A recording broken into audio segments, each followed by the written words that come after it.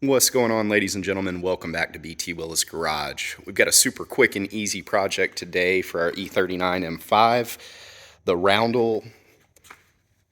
As you can see, the pressure washer took the paint off, and this is common in aging BMWs that they'll get faded, they'll start chipping away.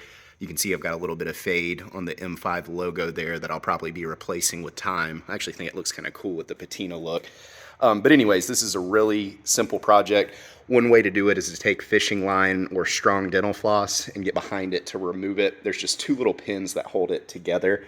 I'm going to be very easy on my paint here, so actually use a microfiber and get underneath the back edge and pop, and it's pretty much already out. So I'll show you these two pins. Sometimes they get stuck and you have to pull them out with pliers, but that worked.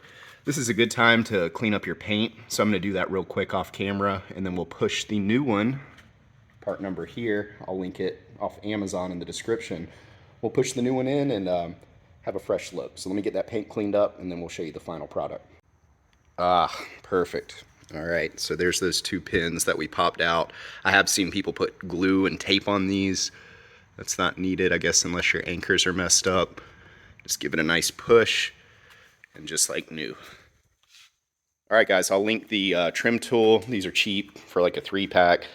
Like I said, fishing line or strong dental floss would work too if you just kind of get it on the edge and pull towards you. And I'll also link the emblem itself in the description. Thanks for watching, and have a great day.